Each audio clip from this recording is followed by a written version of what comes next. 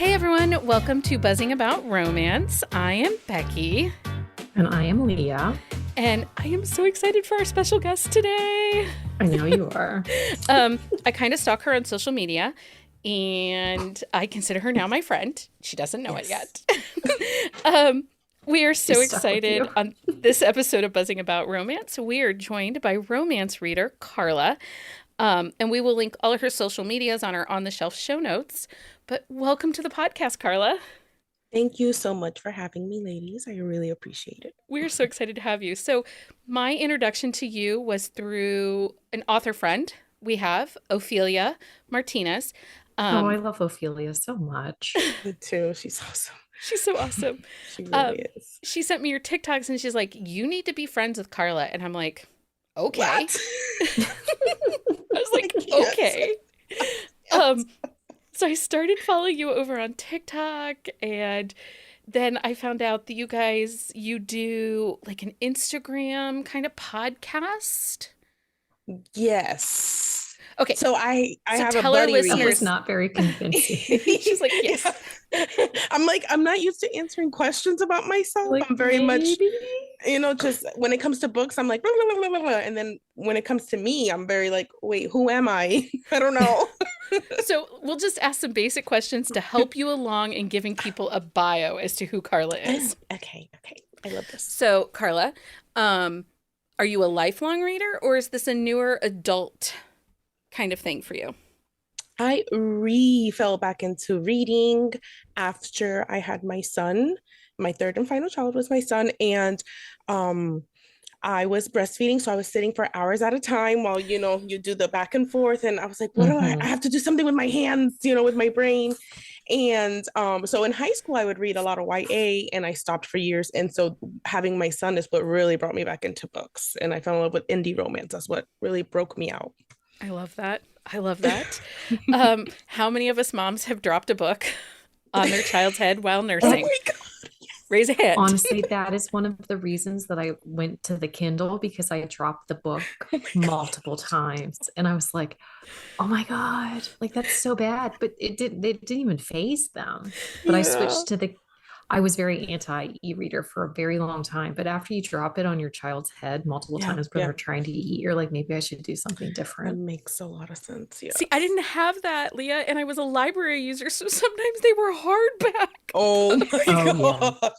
because my kids are older and I'm older. So, anyway, they're fine. They're We're fine. just unearthing mom trauma here. No big But- deal.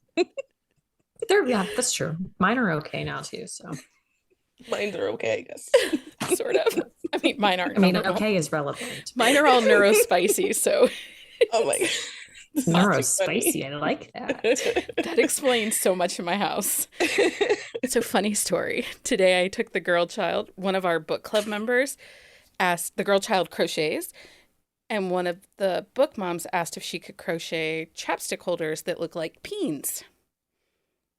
So I had to take the girl child to the Joann Fabrics to buy the yarn. We got a variety of colors. But the girl, and so my child's 17, almost 18. And we buy the yarn and we're at the checkout, and the checkout lady is like, what are you making? Did she tell her? No. She's like, oh, because we bought some other yarns too. So she's like, I'm making Dumbo octopuses and a bat. Well, you know what? Is she making another turtle? Yes. Okay.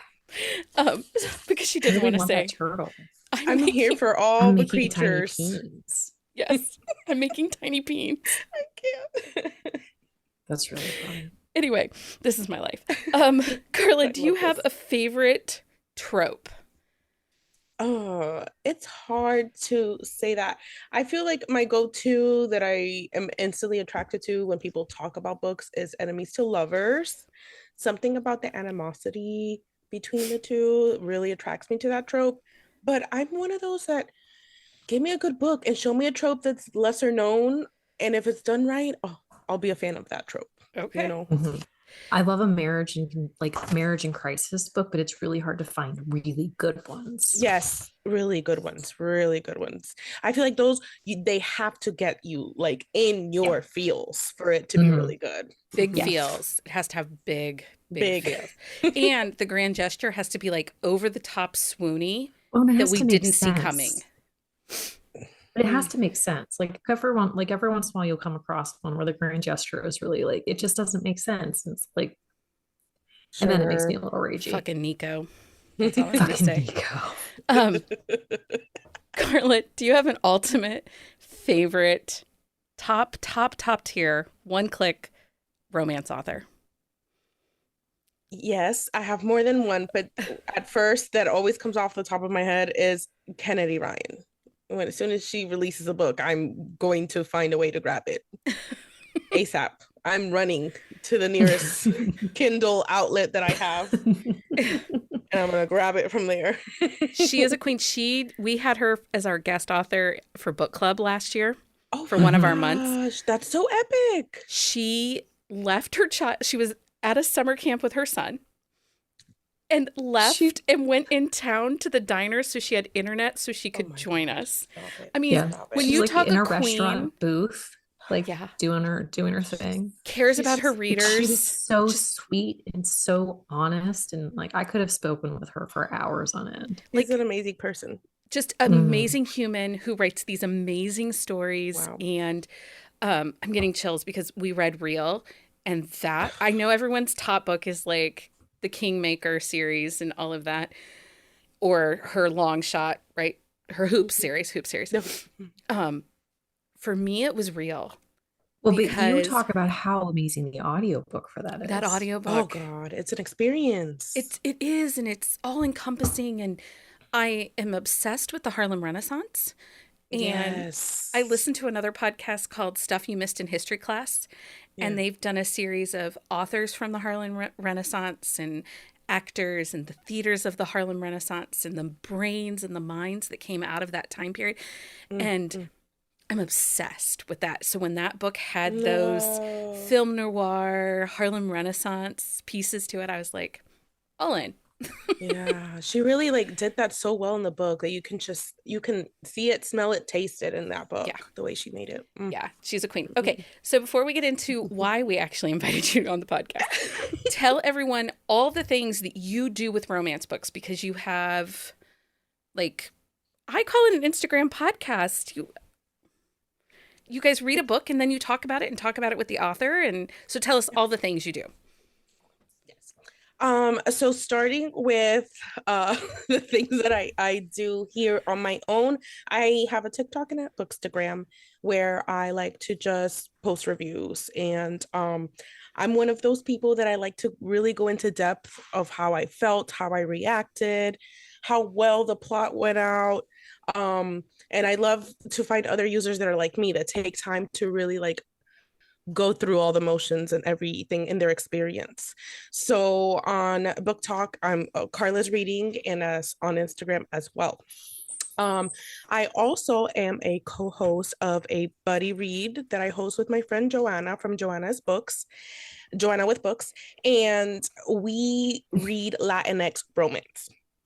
And so what her and I do is that every month we pick one new Latinx romance book to read.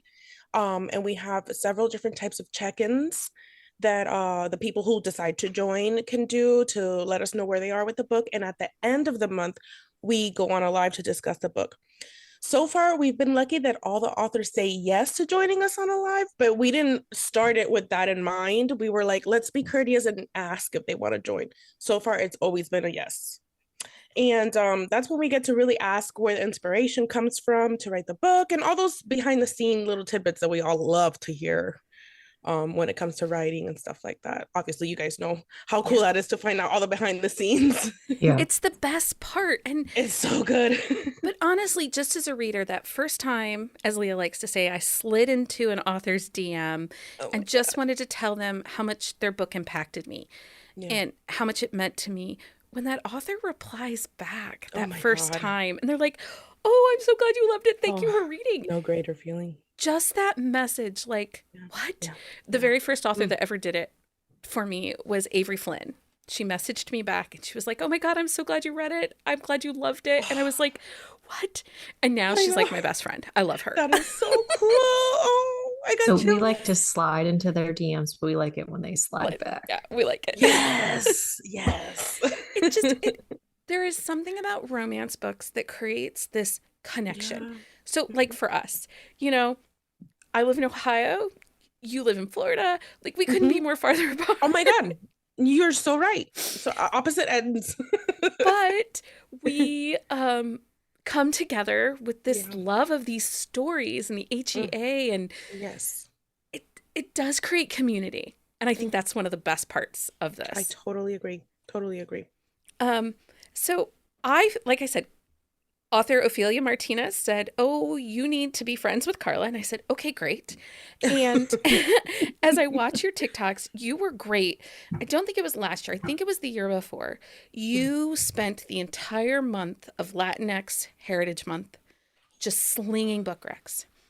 But before you started that, you kind of had your own little awakening. And that's mainly why we invited you to come on, because so Leah and I, we're both white women. There's no other way to explain us. We are Caucasian. We are palm color. You cannot get any whiter than we live. And It's so very because of true. our privilege, we do not look at we just look at a book and say, "Oh, I like how that sounds. Sure. I'm going to read it." Sure. And I think it was after watching one of your TikToks, I hadn't realized that an author's book that I was reading, that she was an author of color. But I was like, I loved how this character was described with her curly hair and the humidity of Florida, and that she had the island influences and all of this. And I was like, oh, this is really great.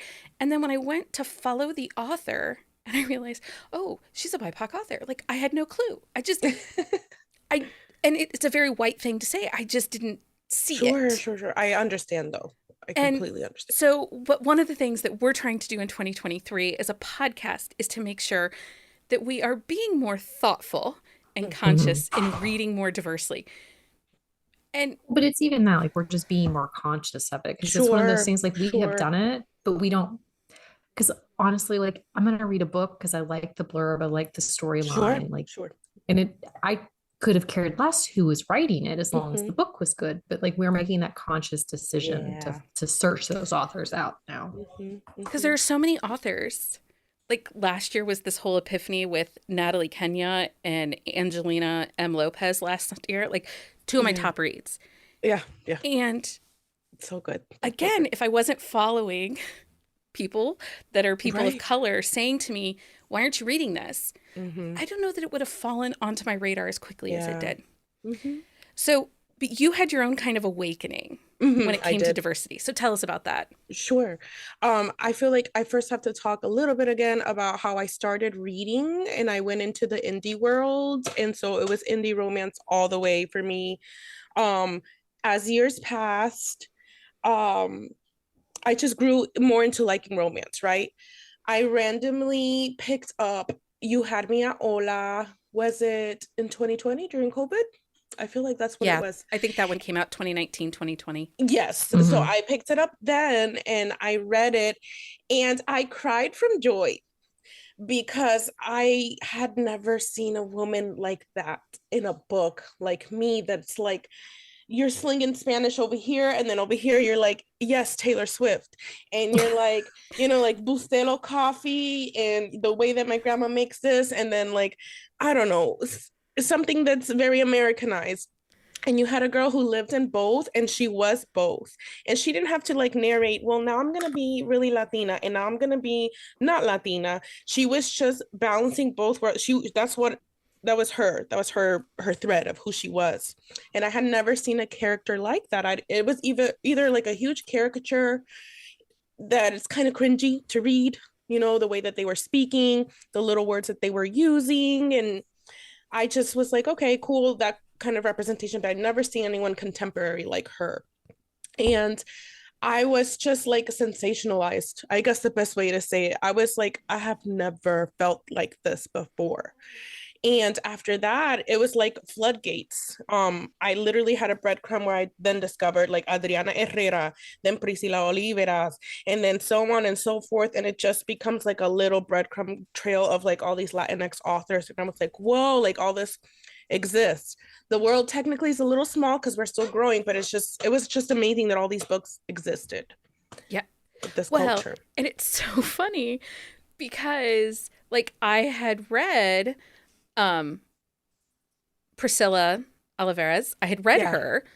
I didn't know she yeah, that's how it is. Yeah. I had loved, I think it was Island Vacation, I think, or one of her islands. And anyway, I had read them. I liked them. But I didn't put it all together. Sure. And it's, again, one of those, do better, Becky. Do better. But is a breadcrumb because you get, like, I read Lush Money by Angelina M. Lopez, and then I read her 3 other books, and I was like, who writes like her? And then I found Adriana Herrera. Adriana Herrera. Well, and then I found someone recommended Max Walker, who writes male romantic suspense. Yes. But also with Latinx flair to it. Yeah. And I'm like, wait, I didn't know that. So then you're in this world and you get sucked in, and I'm going to tell you, like, it's not a sad place to be. I always end up hungry, though, too. I'm just going to tell you. Like, I love food. I'm a fat girl. It's who I am. Same here. But you read one of the... the Proposal They Can't Refuse by Natalie Kenya. Are you kidding me? All those special recipes that she put in there. Oh, and then bourbon on top of it. I'm like, do you know my love language? Yeah, she did. I was like, sister, are we best friends? She came and did readathon with us. She's the nicest human. Is. Anyway. She's so sweet.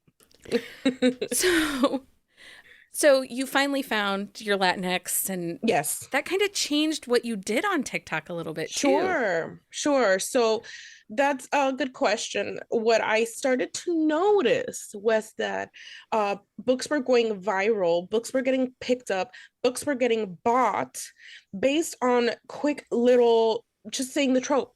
Just saying that little catch trope in their micro trope, like dad's best friend. That's all you're saying, and people are running to Kindle to buy this book. People are saying, they're forced proximity and they're locked here, and then people are like, done. I wanted to buy that, and I was like, those kind of micro tropes exist in Latinx and Black romance as well, right? These books are being written all over the spectrum of identities. So I started making the exact same equivalent type of videos with quick recommendations, just making sure that each time I was making it, it was a Latinx or a BIPOC author, because it's just as nasty and fantastic as the counterparts, Well, and I hate TikTok. I love TikTok. I hate TikTok. I know, it's a love-hate, no girl. Yes. And I have so many pet peeves, and all my hot takes center around TikTok. That being said, I have very carefully curated my For You page. Yeah. I prominently follow people of color because I like their reviews better. One, they don't dance or rarely dance. Oh, they don't. And secondly, they are so honest, and they are calling a spade a spade. Like, these are reviewers after my own heart, because I review critically, and I feel like when I get a review from you, or I get a review from Steph's Romance Book Talk, like, I am getting real feels. Absolutely. You are not feeding me just a book that you're friends with. Well, and or you're not just saying, I love this book, it was a great read. Like, you're giving us, like, this is what I liked about the book. This is what I didn't like about the book. This is what I think works. This is what doesn't work. There's only one person I'll let dance, and that's Angela. Angela Reads 81 on TikTok. She can dance, and that's it. Nobody else. Love it. I have a thing. It drives me. Like, I'm gonna be nice, but I'm laughing for a reason. You can tell us later. We'll talk about it later. Okay. This is why I like you. That same kind of. Anyway, but that's one of the good things about TikTok, though, is we can kind of curate our For You pages to the Yes. books we want to see. And It's so, in your app, in your power. You have the power of what you're exposed to. Sometimes obviously we get fed things that we don't ask for. Obviously that's the game of social media, but you have a really big hand in controlling at what you're being fed and what books you're yeah. being recommended and stuff like that. So you talked about it a little bit, but I want you to expand on it. You talked Mhm. about it was great to have a book where you saw yourself in. I Uh-huh. have that same experience when I read fat main characters, Yes. because then I see me. Mm-hmm. The Mm-hmm. body images, Sure. people in your life that don't believe you deserve love. Yeah. It does Yeah. something for me. So Mm-hmm. for you, reading diversely, what that helped you see yourself, but what else did it do Yeah. for you? I think it also inspires in the sense that you see this Latina that she's going for that promotion, just like you've been too afraid to try, you know. And you see this Latina that especially how books are being written now, especially the Latinx books, where when it comes to the Latinx culture, it is so predominantly under machismo, which is like very patriarchal structure, right? The man is the speaker of the house and he does everything. So that you're writing women who just definitely aren't, you can tell in this relationship they're not going to be led astray into machismo where he's going to say, tell you what to do, tell you what to say, how to live. You're living in a 50-50 household at the end of these books, and that's something that's so new. It's so different where you have this couple where it's even. She has her strengths and he has his, and then you're going to run this life together after this HEA. That's how you feel when you finish the Latinx romance books that I'm reading. So even just seeing that, it's just so healthy to see a relationship mirrored like that. It's inspiring, and you know that and even though it's a fictional universe, you know, a BIPOC couple can live happily ever after, and they can look adorable and cute, and they can be silly, and they don't always have to be spicy. They can be calm and chill. You know what I'm saying? Yeah. So I feel like it's like aspirational and inspirational when it comes to just seeing me, characters like me in books. Yeah. One of the things I loved about like After Hours and A Proposal They Can't Refuse was the authors were not afraid to address topics like cultural appropriation Yeah. and Yeah. gentrification. Yes. And I think that those are topics that we need to see in romance because I live in a Sure. small town in the middle of farm country. Yeah. It's not a problem I have. We have a large Latinx culture where I live. And so, you know, it's in there's not those problems Sure. here per se. I mean, I'm not saying we don't have race. We do. It's Ohio, for God's sakes, people. But I don't see the gentrification. I don't see the cultural appropriation Sure. that you would see in a larger city or in a town like with After Hours on Milagro Street that, the town was kind of dying off and they're trying to buy it up and make it whiter. Yeah. So I like that these authors are doing that because it makes me challenge what I see and do better. It proves too, like, and this is all encompassing with romance, how you can learn so much from romance. You know, people think that romance is only fluff, and sure, and that's fine if it's only fluff. There's nothing wrong with just fluff, but romance can teach you. It can teach you a lot. Mhm. And you have authors like even like Kennedy Ryan, that she just teaches so much about what's going on in the world with these small groups of people that you had no idea. Then you have like Angelina, she's also teaching us in a romance book. Yeah. So yeah. So many good titles. Like, seriously. It's too many. There are too many, but I also don't think there are enough. Yeah. Also that. At the same token, there could be more. And I do think that it's harder. I know they're there, but it's harder to find the indie author of color that's a BIPOC author than it's easier to find them in TradPub. Yeah. You have to do a lot more digging just because I There's think way there's more digging. so many authors that are indie. Yeah. And that can be, I know Leah's like, where do I start? I'm so frustrated. It's very intimidating because it's a lot and it's not enough, but it's a lot and it's not enough. So it's kind of like, ooh. Well, and it's one of those things where it's like, where do you start to look too? Sure, Like, because sure. I have read a few. I have a few like that I read. Like, I have a couple novella authors that are BIPOC authors, and I read them like religiously. But it's like, Yeah. where do you go from there? Yeah, Like, yeah. and I think that is part of the problem with a lot of people that don't read a lot of BIPOC authors is they're not sure where to find them. And also, too, like there's a lot who are not face forward, and that's a personal choice, and I get that, but that's part of it too. It's like if you don't have a face forward author, sometimes you don't know, Mm-hmm. and there's Agreed. nothing wrong with that. But it's Sure. like people could be reading more, we just Mm-hmm. are not aware of it. Yeah, I agree. Um, so where would you suggest people start? So if you are like us and you are trying to do better in 2023 and read more diversely, what kind of resources? For me, it was easy to curate my TikTok For You page, Yeah. make friends with Carla. So here's your hint, go follow Carla. I get stuck in organizing TikTok on my For You page though. So You have to do better to curate it. That's nothing. That's not bad though. That's not bad. I love Tiff on organizing TikTok that does it's restock a clock. oh, restock a clock. Did you know she's like a psychologist in real She life? is. Anyway, Oh. we're off I love her. topic. She has a thing about people fingering all the Oh, foods. with the hands, yeah. Well, and I watch another guy. He's British, and like if he doesn't, if it, he likes it to the top. Like he gets very like out of sorts if it's not to the top. Oh my God. But Okay. anyway, That was a weird tangent. it was, but it's a delightful thing. So Carla, what resources do you think people should start with? For me, it was easy. Find diverse creators and follow them on social media. Sure. Mm-hmm.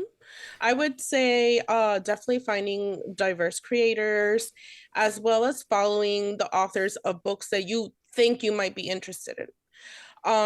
For example, Danielle Allen, she does Black romance and she does a lot of novelas. So they're quick, get to the point. Um, they're so good. She's so good. So let's say, for example, you're like, I kind of dig this author's personality. Let me follow them. And as soon as they have a book that's for free, they're going to let you know. That's your time to go grab it, go read it and see if you like that. And so I use social media as my tool. Sometimes I'll go into the book title and search that hashtag so I can see other people who have reviewed it and what they have thought about it. I pay attention to both the good and the bad reviews. There's something to learn from both. But I would even say by you being public, you reading these diverse books, post your reviews, and the people of the community will find you. They'll say, oh my God, if you like that, try this next. Her book 2 is great. Or actually, you finish a series, try her other series because it does this, this, and that. Plus, there's always space on everyone's social media to uplift, marginalized authors. So I would say being interactive too, the giving and then the receiving the recs. I think that'll help a lot as well. That's smart. I didn't think about that, but you're right. Like we all find each other. We find ways of finding each other. When someone loves the same book as you, that's when the fire starts, you know, in the conversations. Again, slide into those DMs. Ask the questions, you guys. Don't be afraid. Because we like it. Yeah. So who are some of your top TikTok or Instagram social media creators that you like to get book recs from? Despite Joanna being my partner, she reads, oh my God, she reads so fast. She'll finish a book a day. She's one of those readers. She's us, Leah. Well, she's you guys. Yes, I read so slow. Oh my gosh, yes, she's you guys. So I turn to her a lot, and she does a lot of specialization of Latinx on Kindle Unlimited. Okay. So also I love Book Recs by Mel. She just reads everything as well. So she's a really, really good resource. She has a thing for daddies. Oh, I like a daddy. Yes. Don't we all love a daddy? Yes. I'm currently obsessed with Pedro from Last of Us, but he's also the Mandalorian. Yeah, Pedro Pascal. He's a total daddy. I'll be your slutty daddy. Yeah. I can't get over his. He's like, I'm a zaddy. That he did on the red carpet. He's so delicious. I can't. Anyway, he is delightful. I'll be his good girl. Anyway, Joanna. So Joanna, Carla's gonna Yeah. be like, I'm never Uh, coming back. this Do is not the talk That or best. to she's me. gonna say, No. I want to hang out with them all the Yeah. time. Yeah, I think I need a daily meeting. Who else do you grab book recs other than Mel and Joanna? Mel, Joanna, I love Black Romance Connoisseur. She is so good at she'll take the little niches inside the book, the little micro tropes, and then she'll expand it in like, for example, she just did a review of Plie by A.H. Cunningham. And she was like, this book talked a lot about like intro to BDSM. So we're going to talk about this. And then she did like a slide where she went through each element. She pulled quotes and stuff like that. I love when people are like that. They expand on those little things. Yeah. Yeah. Hello. Leah, why aren't we friends with these people? We're a lot. We are a lot. And then there's sometimes Robin reads as well. And it's funny because those two are besties, Black Romance Connoisseur and sometimes Robin reads. They're besties. So they know how to do the little explanations on all those little elements that we love in books. I do love Tomes and Textiles. I love Carmen. I just like her clothes, but I also love her book. Yeah. Right? She and exclusive Palm Beach Living. Yeah, The Jessie. the two of them. First of all, they're so articulate in their discussions, and really, every time after I watch their videos, I kind of have to check my privilege again and be like, okay, you can do better. You can be a better human. Like, they challenge me to my heart, and I love that. I love that. Sure. But also, I'm obsessed with Tomes and Textiles. She had this dress that books fit in the pockets in the back. It was a house dress. Oh my God. Yes. I want one of those. I know, right?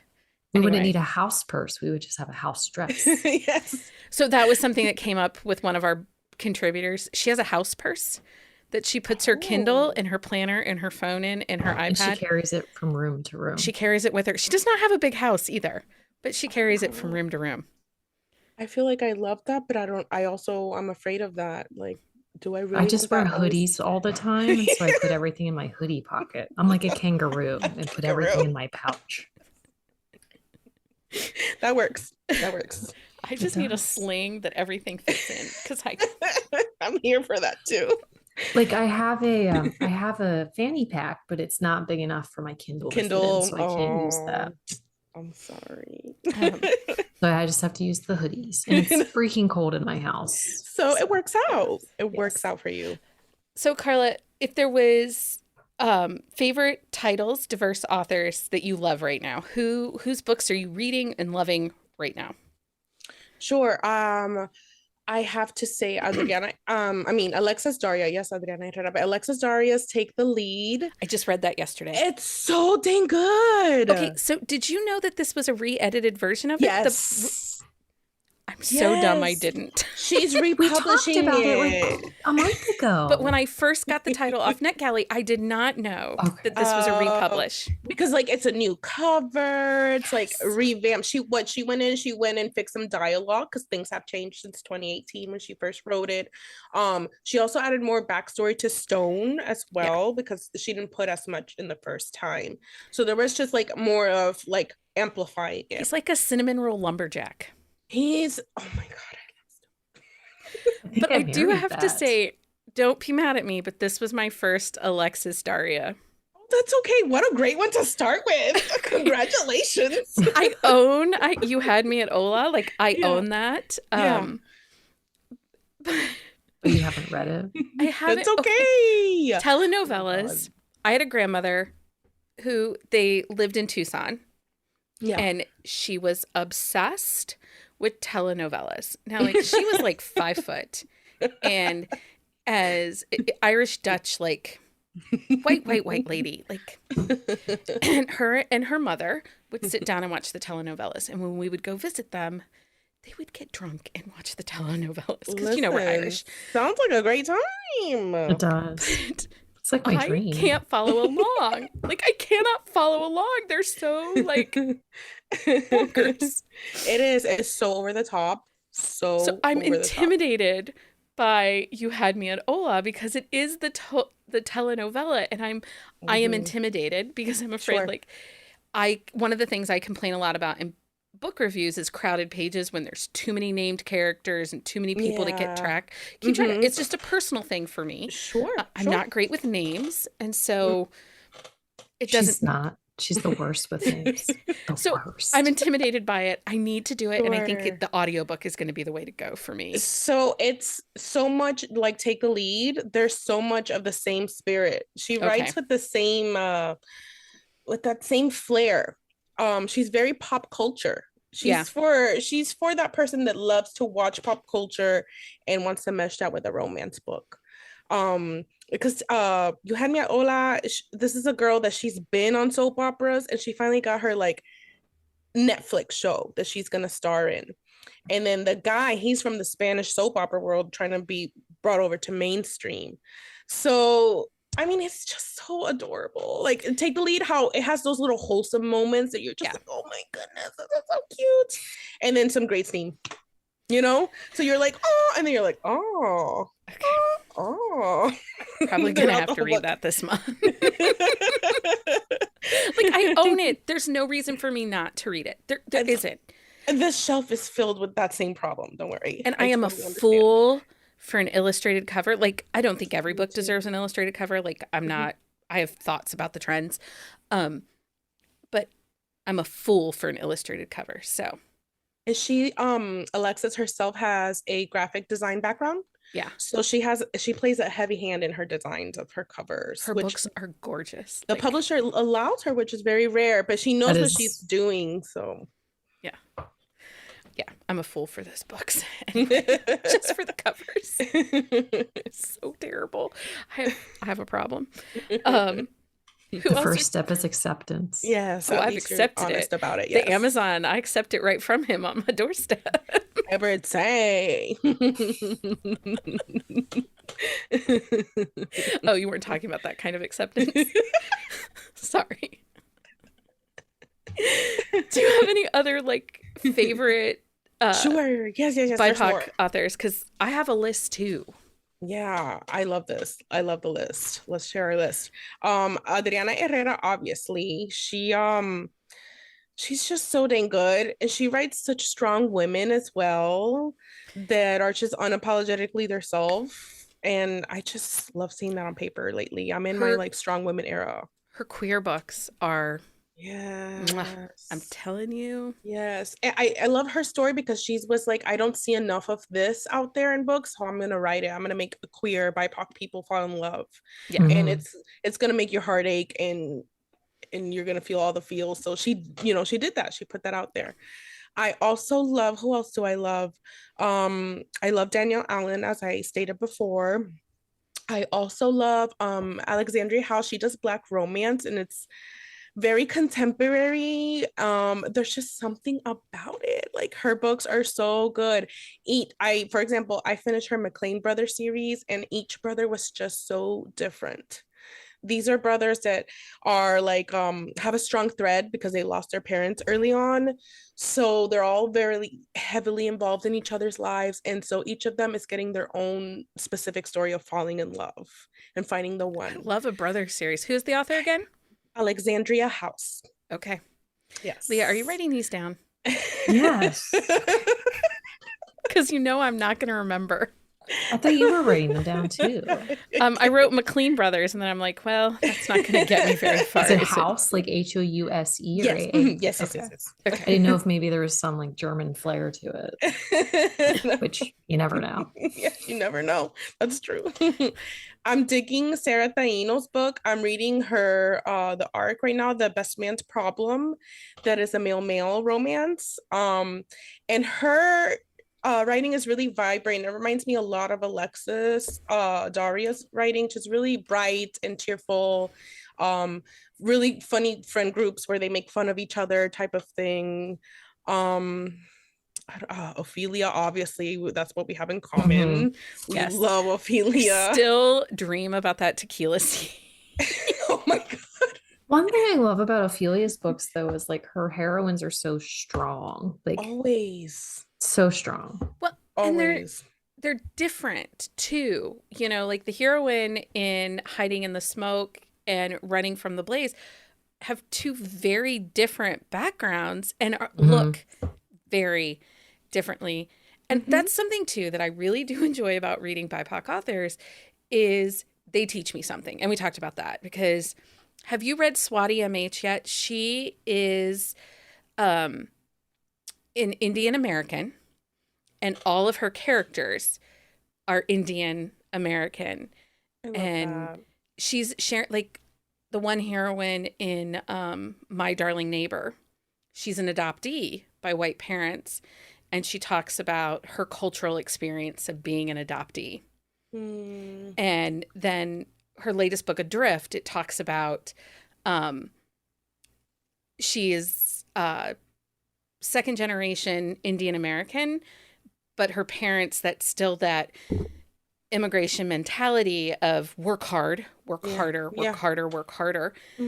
And some of the expectations and how it drove her sister away. Wow. And how she stayed and tried to be the perfect daughter. And that's a different experience than I had. Yeah. You know, even as an oldest daughter, like it was different. But I like that. I like that. It's a rich story with a rich background, you know. Also, I'm a fat girl and I really like it when we talk about diverse food. Yeah. And it's so crazy how it comes to like, especially with the Latinx community, that's how we come together when it comes to meals. Leah laughs at me, but food. I love food in a book. Yeah. More ways than one. You know, some of my favorite scenes revolve around sex food in nachos. books. It's not just sex nachos, it's the strawberry jam too. Jesus, Joseph and Mary. Oh, I love this. Sounds delicious. We'll tell you all about it. We will. We'll tell you after. After. Have you read Jodie Slaughter? Yes. So I love the way she writes, like even bodily descriptions. She writes full-figured BIPOC heroines. And so I did bet on it. I didn't love the audiobook. Okay. I loved the physical book, like eyeball reading the book. I did the physical. Well, I did the Kindle e-arc, but yeah. The audiobook, the narrator was wonderful, but she spoke with like a very slow Southern drawl, which fit the character. But it slowed the pacing of the story and the storytelling. Okay. Sure. Oh, I remember you complaining about that one. Yeah. But the book is phenomenal. Yeah, the book is so good. Yeah. I just didn't love the audiobook. You know, a narrator can make or break a book. So it can. It absolutely can. Of course, there's Brittany Cherry, who just Brittany Cherry, give us all the trauma. I saw like the mixtape is like making the rounds again, and that is such a great book. Like it is emotional and like unexpected emotions. And, oh man, I have the audio of that, and my husband has listened to that book twice. He is obsessed with that book. Really? I'm obsessed with that book. I haven't done the audio on that one. Maybe I should. It's really good. It is. And really there's food in that book. Yeah, there is. She's a chef. Yes. I just want you to understand where I am here. You're making me hungry. Authors, if you want me to read your book, just put food in it. Put some tasty or tequila scenes. Or tequila. Bourbon. Some bourbon, some alcohol and food. Alcohol and food. Those are the ways to Becky's heart. Really, I'm pretty easy. Dirty talking, food, and alcohol. That's what I'm talking about. I'm here for this. Right? Is there any other authors we haven't talked about yet that you think we should have on our TBR? You should have, which I'm sure you guys already do, but Alira Ceres, Anaya Ceres. I never say her middle name because I get tongue-tied, but she's the one who wrote Lourdes and the Mafia. And she wrote Queenie and the Kraken. She's dark though. So if you have like what Kraken book did she write? Queenie and the Krakens? No, but Queenie and the Krakens? Yeah. Queenie and the Krakens by Was it like a My Choice or Why Yeah. Choose, like Mm-hmm. Kraken book. Omegaverse. And we get a scene where she gets them all at the same time. Hmm. She gets them individually and she gets them all at the same time too.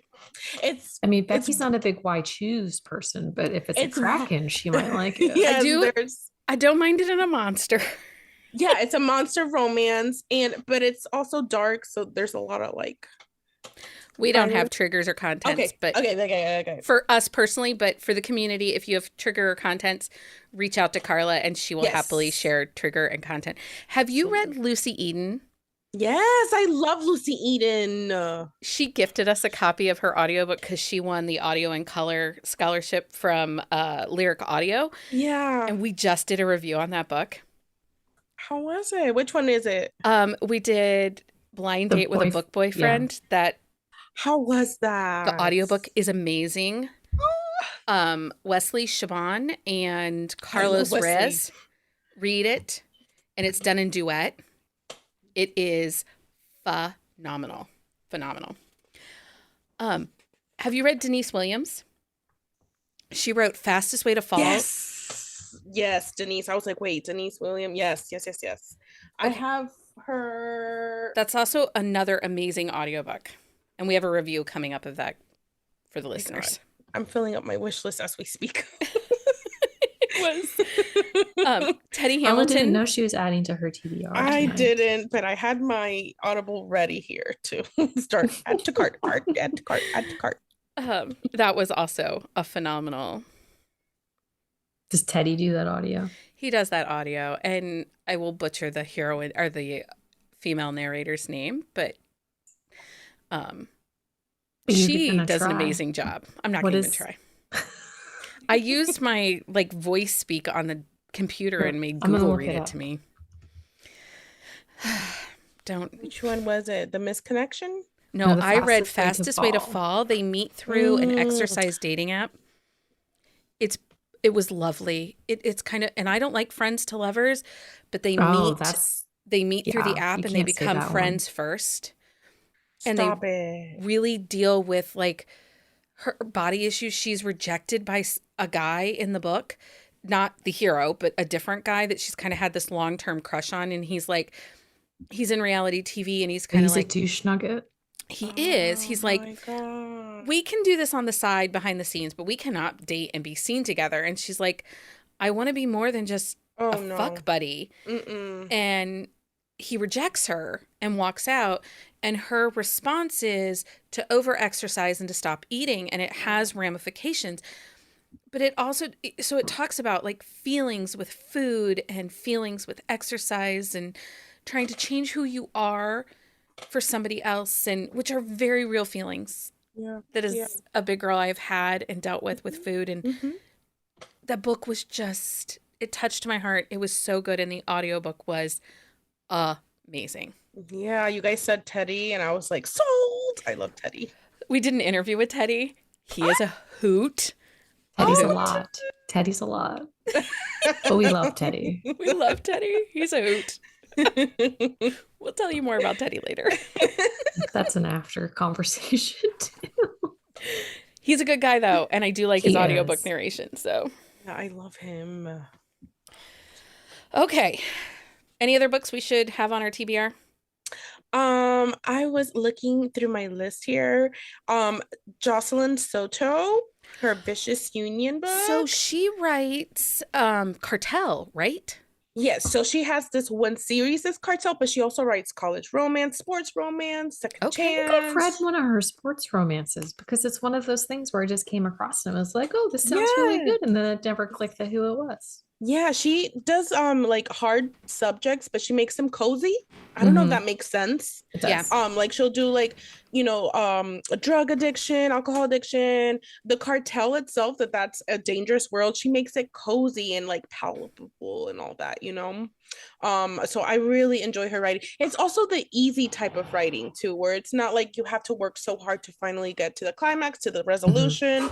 You just get her books aren't super long too. No, they aren't. And that's one thing I liked. Like it's not so short that like you're left wanting more, but like it's that perfect like mesh of like I long think and short. so. So this is Yeah. another example, though. You're reading diversely. You just didn't know it. Yeah. Exactly. So just Yeah. be more thoughtful. She's Mexican American. She lives in California. We interviewed her because we read her last year, I think for like April or May or something like that. She's really shy in person. But she's really, really sweet. She's one of those that she was just an avid reader and she was like, let me try this and ended up writing books. That's so awesome. Okay. Yeah. So now we will link all of these books and Carla's social medias are on the shelf show notes. Is But Carla hanging out for the last she part? is. We're going to make her do. Yay! So be prepared that for time? cringy. Is it that time? It's that time, Leah. It's for book Book of of the week. week. We really want an Love echo, when but we our have- producer guy Well, but I love when won't do we it. have people hang out with us so they can see the jazz hands. Right. Because nobody gets to see them. We just talk about them. Only me. Only me gets to Only see the you. jazz hands. So, Carla, do you have a book of the week? I think my book of the week is Take the Lead by Alexis Daria, just because I just finished it and it's still fresh on my mind and I'm in my feels about it still in the best way. You are not alone, sister friend. You are It not is so alone. cute. It is one of those that, like, she made me love a cinnamon roll hero, guys. Yeah. That The does fact not that happen easily. They always Becky, like, find is ways to staunchly hug each against other.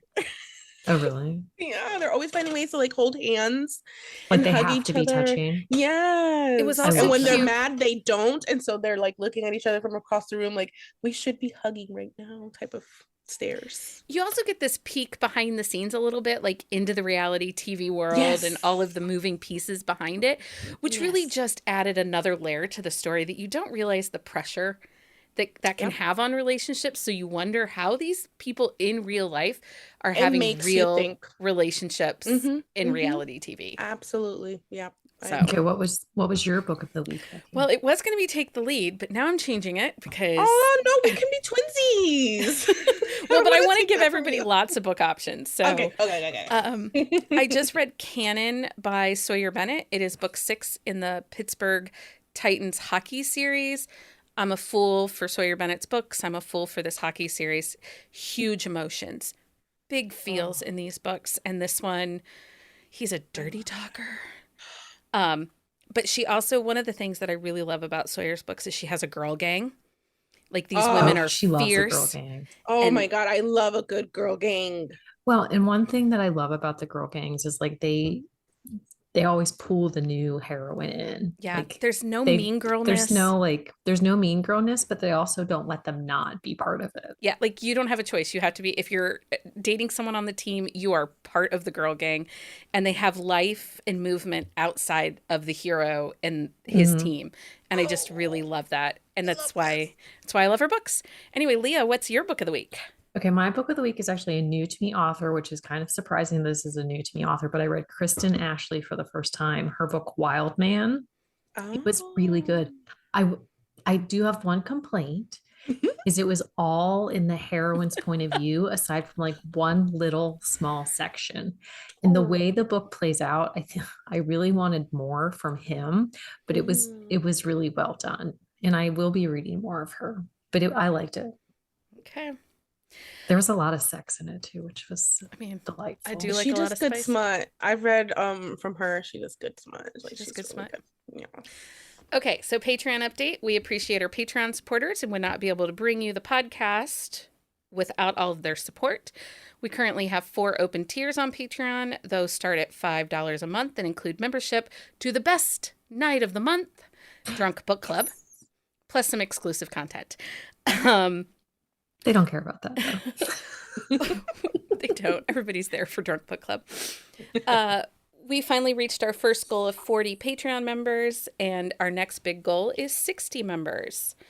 And because of our Patreon members, we can bring you 3 episodes a week and perks like Coffee of the Month Club, exclusive episodes, and of course, Drunk Book Club. Our big goal is 500 Patreons, so we would have a job. Yeah. But so speaking of Drunk Book Club, February's Drunk Book Club is happening on February 18th at 3 p.m. So we can have our international community members join us, which we're really excited about. And we are reading day drinking, yes. But we are reading Ripple Effect by Jay Benson. Ben, I don't remember how did Katie pronounce it last week? Bankston. Okay. And we're currently seeking. Oh, this is never mind. No. That was the next one. But I will say we also announced March's Drunk Book Club author, and that is Swati MH is joining us, and we're reading Adrift. Yep. And if you have not met her or hung out with her, you guys should message me for an invite to this because she is a hoot. Okay, we are currently seeking votes for the best small town of Romancelandia. Voting ends on February the 17th.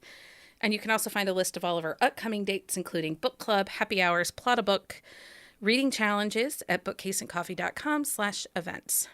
Okay, and Leah, give our programming note. Okay, so for Quick Shot listeners, Becky and I are reading The Perfect Gentleman series by Shayla Black and Lexi Blake. This is a delightful series.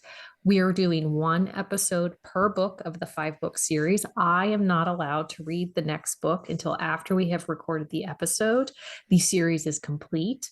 If you've listened to the podcast, you know I hated Cliffy, and I'm like freaking out every time I get to the end of a book because I'm not allowed to read the next one. But there are plans. We are spoiling the shit out of this series, though. So if you do not want spoilers, read along with us. It's a lot of fun. I'm making a murder board. There's a lot of chaos that is following this series of quick shots. But the first episode is dropping on February 14th. It is a 5-book series with an overarching storyline. They are romantic suspense. It's a political thriller. They're delightful and wonderful. And yes. Super sexy. Lots of dirty talk. Oh, yeah. Sexcapades. There's book one is Sexcapade weekends. Yeah. Oh my God. There's some deception. There's second chances. It's everything. Anyway. It's a little bit everything, and it's making me a little crazy. So, oh my God, Carla, thank you so much for coming on and chatting with us and being my friend. Thank you guys for having me. You're so sweet. You guys are awesome. Anytime. Until next time, everyone. Happy reading, everybody. Find us on Instagram at Buzzing About Romance or on Twitter at Buzzing Romance. If you like the podcast, please leave a review. If you'd like to support us directly, join the Bookcase and Coffee Patreon and receive exclusive content only available to Patreon members. Check out bookcaseandcoffee.com for our on-the-shelf show notes.